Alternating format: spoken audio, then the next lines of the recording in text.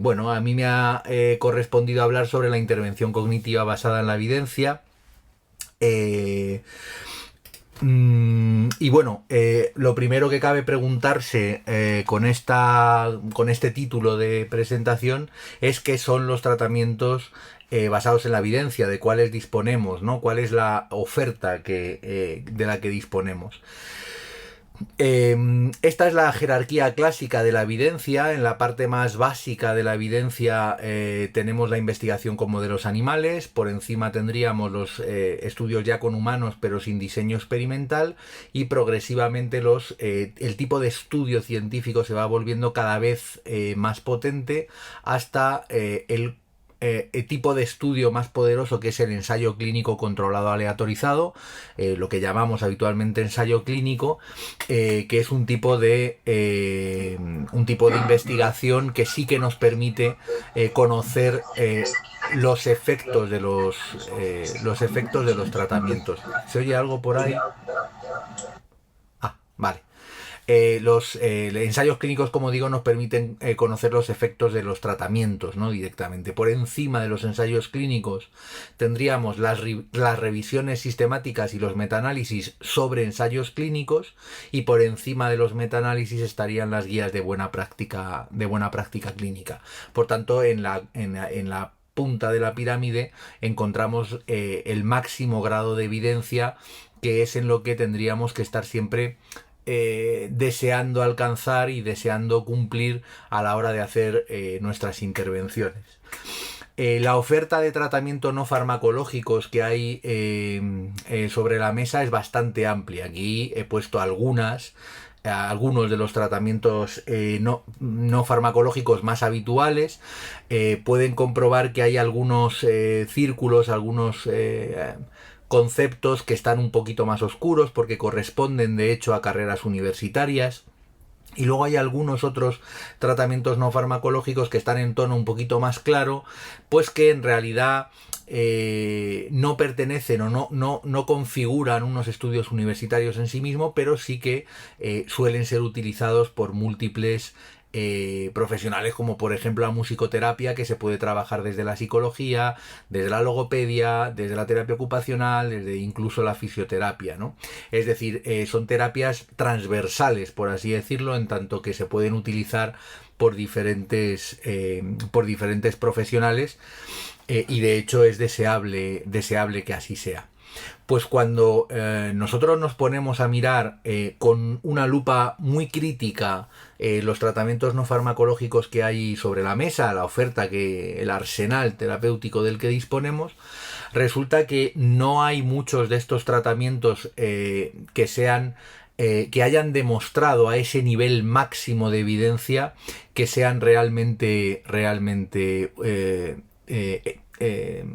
iba a decir útiles, pero creo que no es exactamente la palabra, sino que hayan demostrado su evidencia, porque hay una utilidad incluso en lo que no ha demostrado su evidencia, como luego, si surge, podré comentar.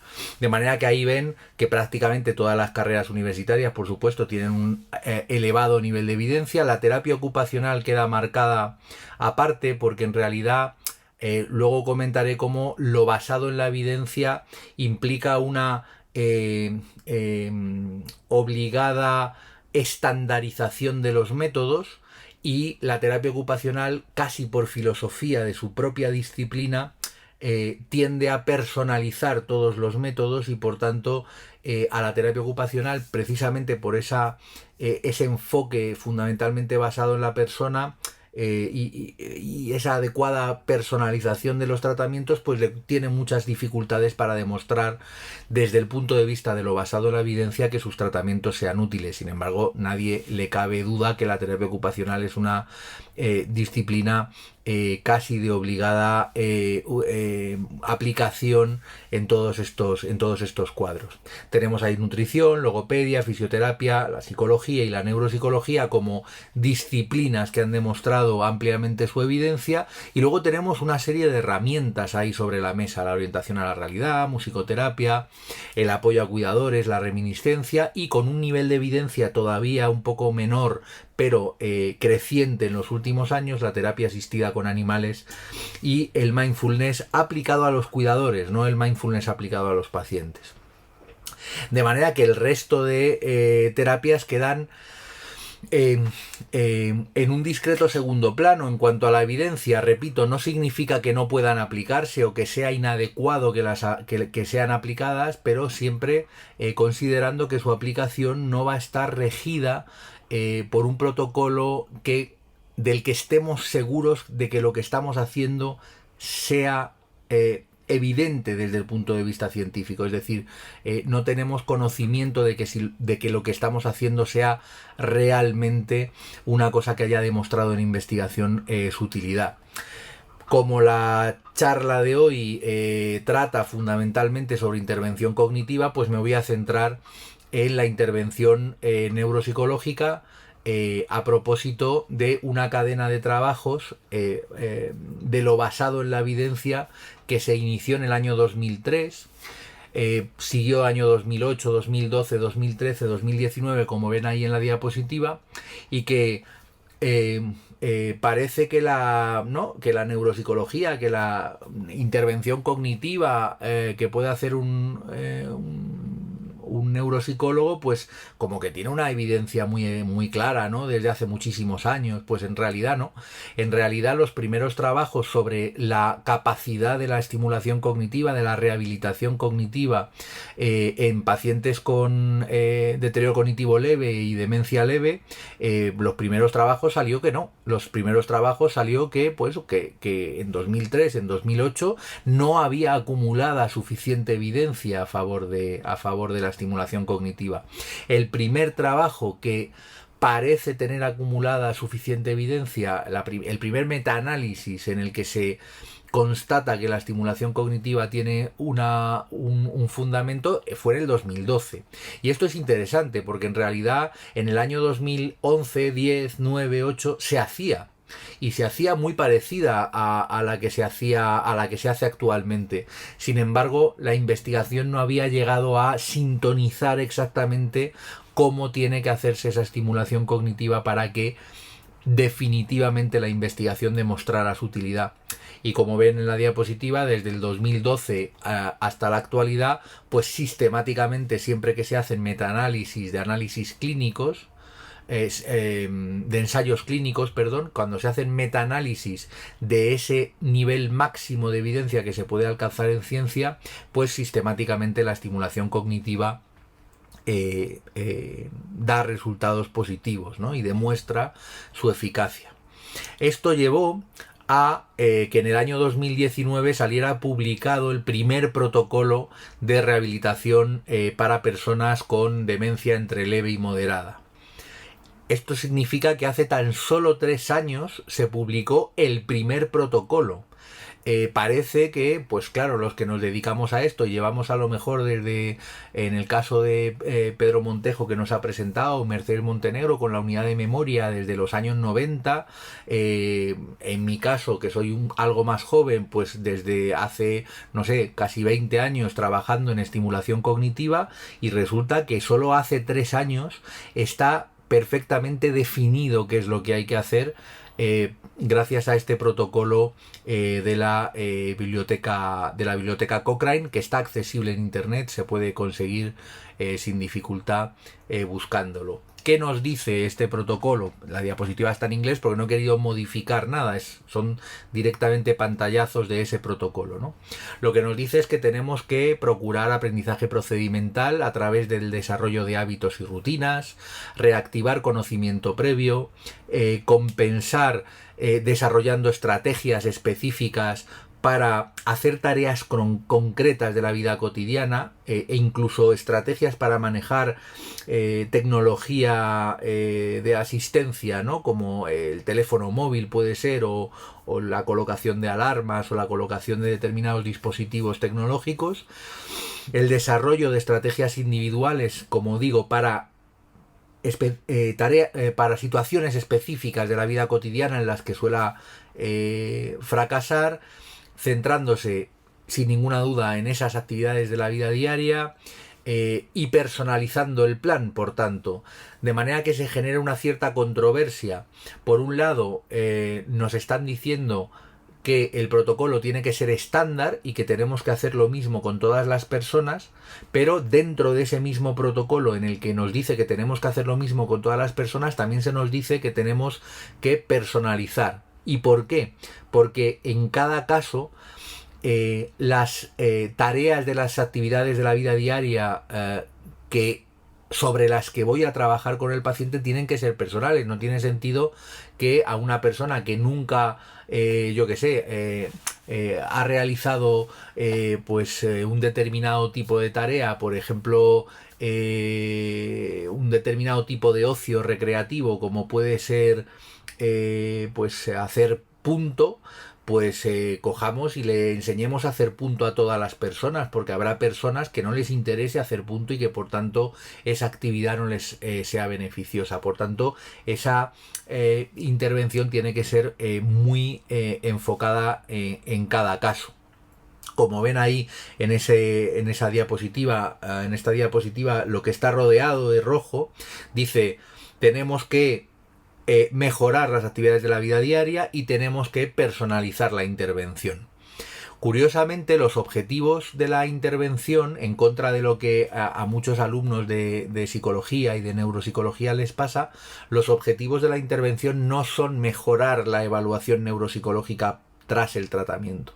Es decir, yo hago una evaluación neuropsicológica antes del tratamiento, como nos ha comentado muy bien Miguel Ángel, para hacer diagnóstico y para diseñar el plan de intervención. Pero el plan de intervención no tiene el objetivo de mejorar esa evaluación previa. Eso es un objetivo secundario o incluso casi terciario, diría yo. Por tanto, la medida principal de resultados siempre tiene que ser la habilidad funcional en las actividades diana, ¿no? En esas actividades que yo he seleccionado con la persona, junto con la persona, debatiendo con la persona cuáles son esas actividades de la vida diaria sobre las que la persona quería mejorar y sobre las que yo he puesto el foco de atención. Por tanto, la mejora no se mide por evaluación neuropsicológica, sino la mejora se mide por evaluación funcional en la vida diaria.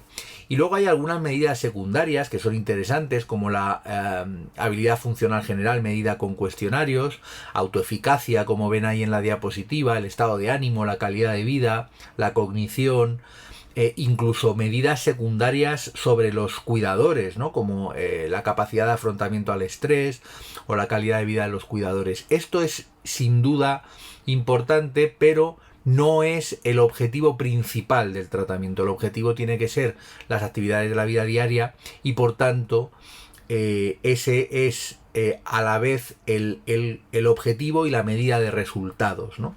Por tanto, el programa de intervención ideal debería consistir en acordar con el paciente y su familia unos objetivos realistas, ajustados a el diagnóstico y la gravedad de la persona, personalizar el tratamiento incluso cuando se tenga que aplicar en grupo, que por circunstancias tiene que ser así.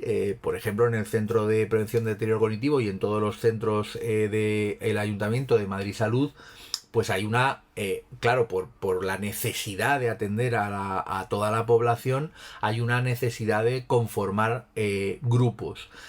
Desde el punto de vista del protocolo Cochrane, siempre nos dice que la intervención tendría que ser idealmente individual, pero repito, ese ideal de intervención individual, pues en el contexto, por ejemplo, de la función pública, como ocurre con Madrid Salud, el Ayuntamiento de Madrid, pues no se puede cumplir por cuestiones casi lógicas, ¿no?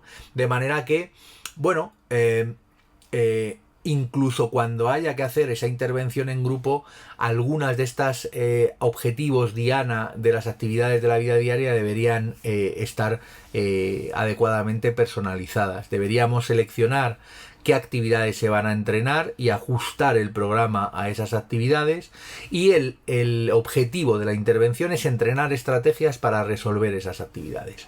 Si yo lo que necesito es aprender a manejar el dinero porque necesito bajar a hacer la compra porque vivo solo, Pues entonces el objetivo de mi intervención es mantener y estimular y trabajar el manejo del dinero.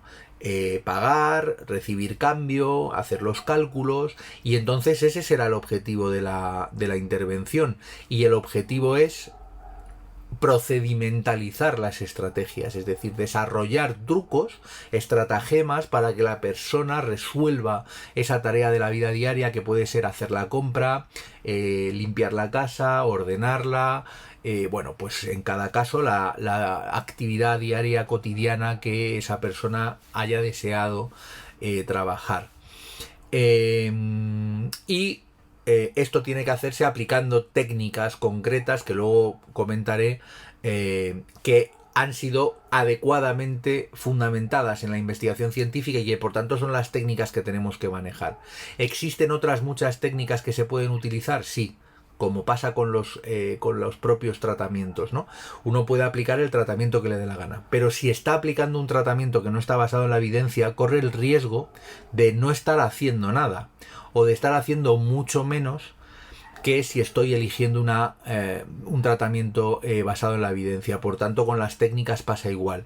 Si yo voy a aplicar técnicas de intervención, tendré que intentar siempre tender a elegir las técnicas de intervención que hayan demostrado su eficacia. ¿Qué es lo que hay que intentar evitar? Lo que hay que intentar evitar siempre a toda costa es repetir actividades muy parecidas a las de la evaluación, porque eso lo que está haciendo es falsear los resultados. Si yo voy a hacer una medición post tratamiento con una tarea y esa tarea yo la he utilizado para hacer la intervención de manera repetida, de manera más o menos sistemática, lo que va a pasar es que la persona va a hacerla mejor, pero eso no significa que la persona esté mejor de ese proceso. Hago una analogía breve, que puede ser, por ejemplo, con los videojuegos, ¿no? Si uno se pone a jugar a un juego concreto, al Super Mario Bros. 3, y resulta que juega durante muchas horas al Super Mario Bros. 3, y luego resulta que yo le evalúo jugando al Super Mario Bros. 3, pues indudablemente, si ha jugado el tiempo suficiente, jugará mejor que el primer día que jugó. Eso es de sentido común. Lo que yo quiero es otra cosa. Lo que yo quiero es que aprenda a jugar a juegos de plataformas. De manera que lo que tengo que hacer es entrenarle a que, independientemente del juego que se le ponga delante, lo juegue adecuadamente. Por tanto, lo que tengo que entrenarle es en estrategias para resolver esa tarea, no tanto en la tarea. Es decir, no me importa tanto la tarea como la estrategia para resolver mejor esa tarea.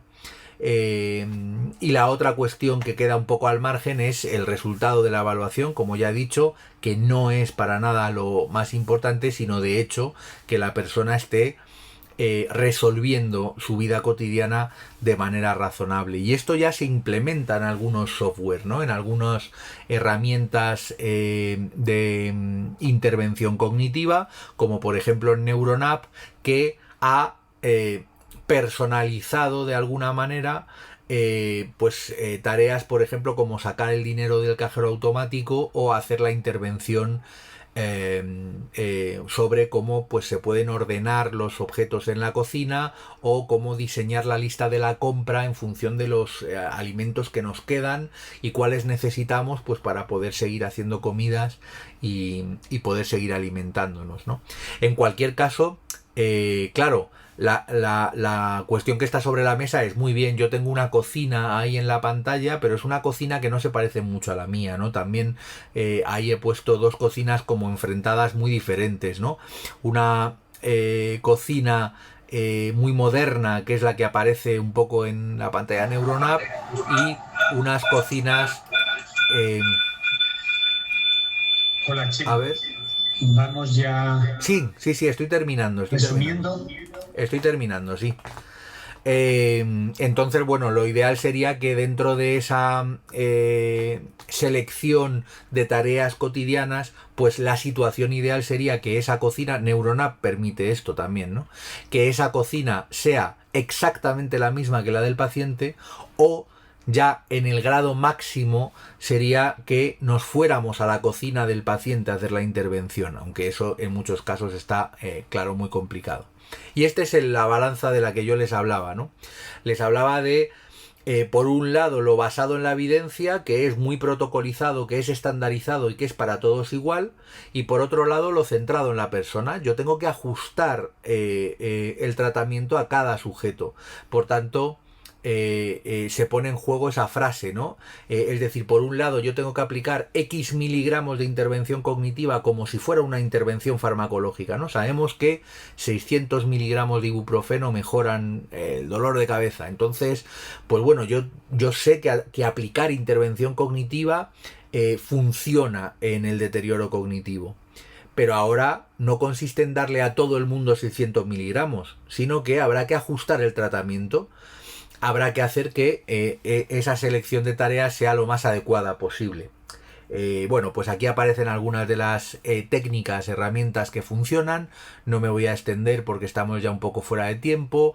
El gradación de las actividades, modelado, aprendizaje sin errores, el desvanecimiento de claves, recuperación espaciada, ¿no? Una serie de herramientas que hay que aprender y que hay que conocer para aplicar adecuadamente la estimulación cognitiva, y siempre usar el material lo más real posible, lo más parecido posible con la vida cotidiana de la persona, siempre intentando acercarnos a su vida cotidiana lo mejor y lo más ajustadamente posible, para que la tarea que entrenemos se parezca tanto a la vida real que cuando se genere ese fenómeno que yo decía del Mario Bros, ¿no?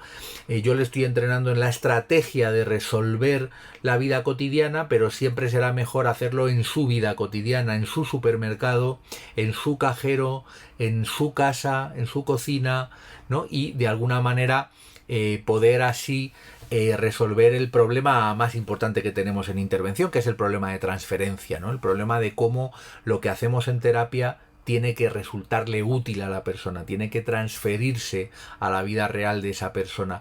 Y ese problema siempre lo vamos a tener, pero tenemos que intentar siempre minimizarlo al máximo. Esta es un poco la filosofía. Por un lado, aplicar X miligramos de intervención cognitiva como si fuera un fármaco, pero por otro lado no quiero darle a todo el mundo 600 miligramos. Quiero a esta persona darle 700 y a esta otra 500, ¿no?